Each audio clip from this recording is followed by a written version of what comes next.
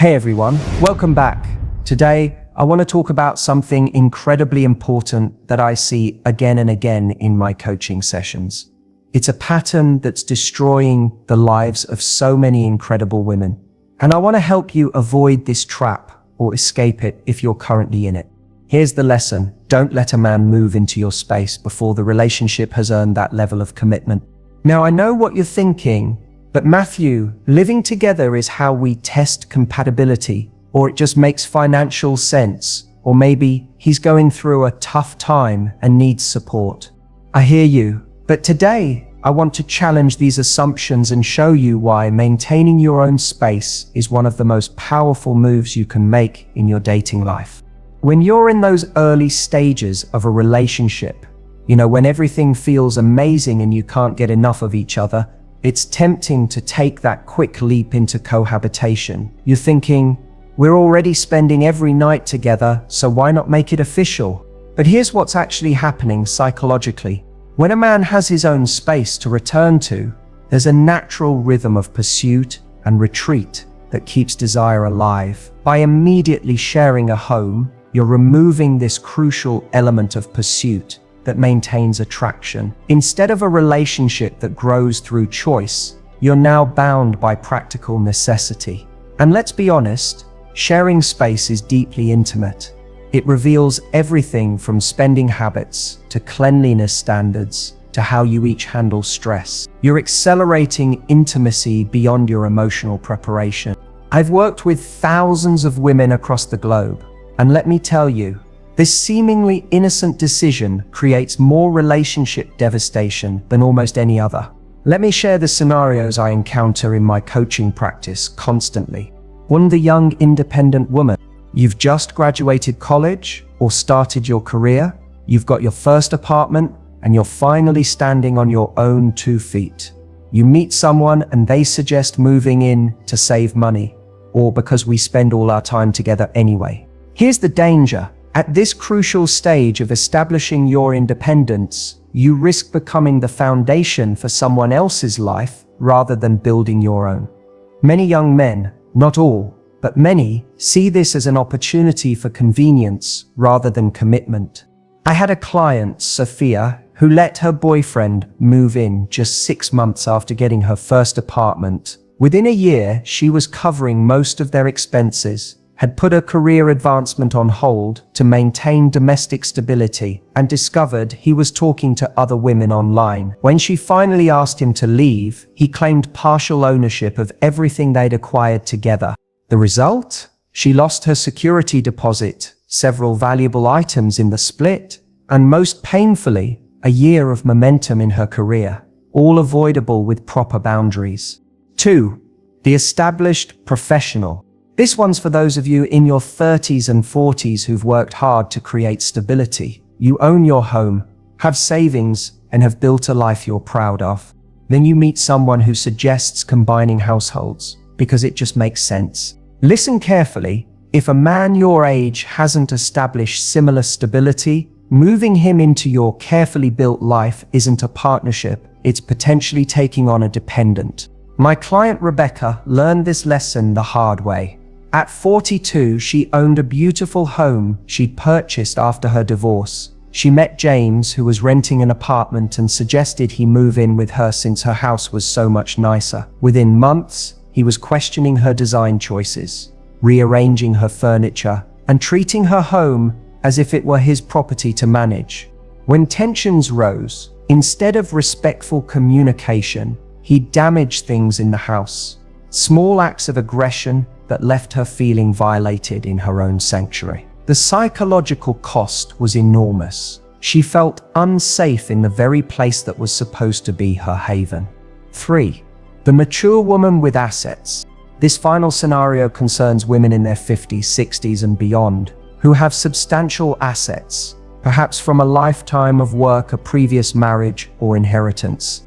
Many women in this age group tell me they're targeted by men seeking financial security for their retirement years. These men often present themselves as companions, but are actually looking for someone to fund and facilitate their later years. One of my most heartbreaking cases involved Eleanor, a widow of 65 who allowed a charming man she'd been dating for 6 months to move into her paid-off home. Within a year, he had established enough residency that when she asked him to leave, he sued for palimony, claiming he'd contributed to the relationship in ways that entitled him to ongoing support. The legal battle drained her emotionally and financially, all because she didn't protect her boundaries early on. So why do smart, capable women fall into this pattern? It comes down to several psychological factors that I see play out again and again in my coaching practice. First, there's the caretaker instinct. Many women are socialized to derive value from helping others, sometimes at their own expense. You see someone struggling with housing or finances, and your natural instinct is to offer support. This beautiful quality can be exploited when it's not balanced with healthy boundaries. Then there's the fear of conflict. Setting boundaries can feel confrontational, and many women will sacrifice their own needs to keep peace. When someone is pressuring you to let them move in, saying no feels like creating tension. But here's the truth. Momentary discomfort from setting a boundary is nothing compared to the long-term pain of having your space invaded.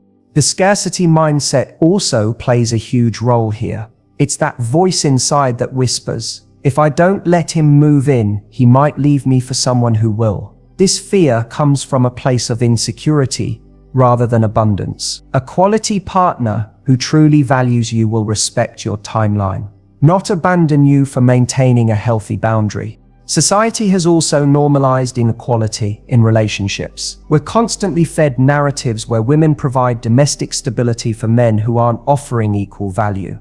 These stories are so prevalent that when it happens in our own lives, it doesn't trigger the alarm bells it should.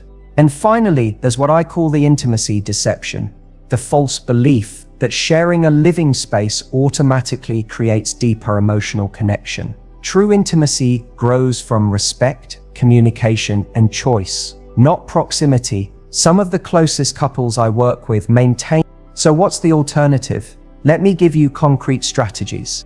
First, set clear expectations early. Don't wait until someone is hinting about moving in to establish your boundary. Make it known early that maintaining separate living spaces is important to you until a relationship reaches a specific level of commitment that you define. Try saying something like, I believe living together is a step I only want to take when we've made a formal commitment to build a future together. You also need to recognize pressure tactics when they arise. Be alert to comments like, it just makes financial sense, which really means, I want economic benefits without matching commitment. Or don't you want to be together all the time, which translates to, I'm making your boundary seem like rejection. When you hear these, respond with, I understand that would be convenient, but I'm not ready for that step in our relationship yet. I'm enjoying getting to know you as we are. Before considering shared living arrangements, also pay attention to whether this person demonstrates reciprocity in other areas. Do they contribute equally to dates and activities? Do they respect your time and other commitments? Do they offer emotional support during challenging times? Can they maintain their own life independently? These behaviors predict how they'll act when sharing your space. If the relationship progresses to a point where living together feels right, consider what I call the new space rule.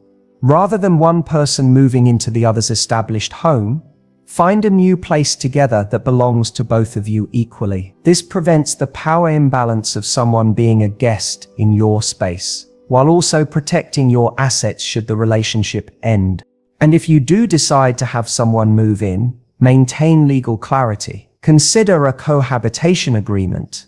Keep property ownership documents clear. Maintain separate financial accounts alongside any joint accounts. Document major purchases individually. These precautions aren't unromantic. They're the foundation of mutual respect. Let me share some success stories of women who set this boundary effectively. After 2 disastrous experiences with men moving into her apartment, Maya decided to try a different approach. When her new relationship started getting serious, she was clear, I love our time together, but I'm not comfortable with shared living until we're engaged. Her partner respected this boundary, maintained his own apartment, and they enjoyed quality time together while maintaining healthy independence. 2 years later, they got engaged and found a new place together, as equal. As a divorced woman in her 50s with significant assets, Jennifer met a man who kept suggesting he move into her large home to help with maintenance.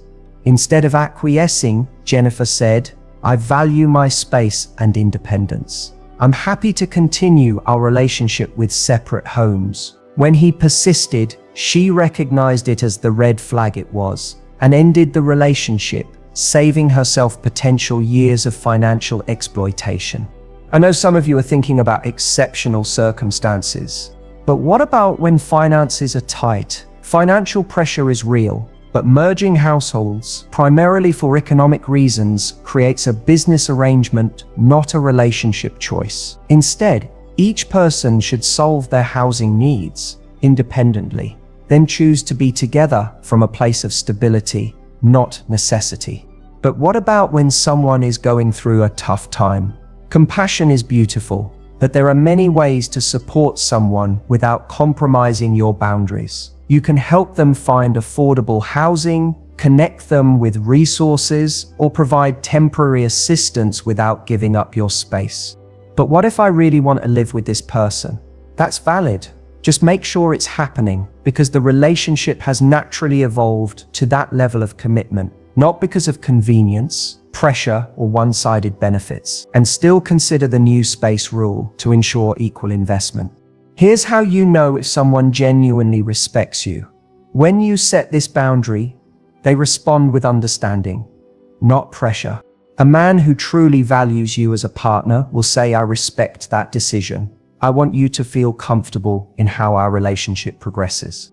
A man who sees you as a convenience or resource will push back, make you feel guilty, or try to change your mind. Their reaction tells you everything you need to know. Here's what I want for you. Imagine dating someone who respects your space so completely that they never pressure you to change your living arrangement. They maintain their own home with pride. When you do spend nights together, it's by choice, not default. The time you spend apart allows you both to miss each other, creating that magnetic attraction that keeps relationships alive. When and if you do decide to live together, it happens because you've both grown to a level of commitment that makes shared space a natural next step, not because one of you needs housing or wants convenience. This scenario is not just possible, it's what you deserve.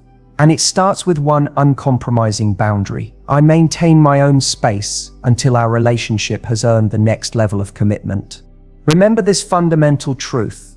The person who maintains independence holds authentic power in a relationship. When you can walk away from a situation that doesn't serve you, physically, emotionally, and practically, you ensure that whoever is in your life is there because you choose them, not because you're entangled by living arrangements.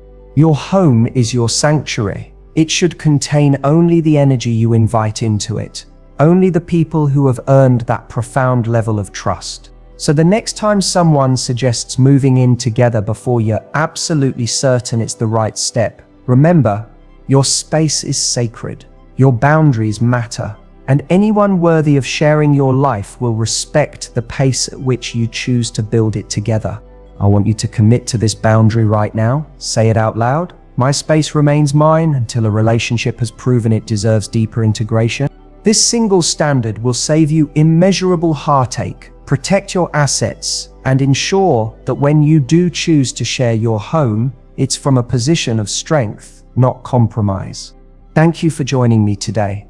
If this message resonated with you, please share it with someone who needs to hear it. And I'd love to hear your experiences in the comments below, both challenges you've faced and boundaries you've successfully maintained. Until next time, remember, love doesn't require sacrificing your space. It thrives when both people respect each other's boundaries.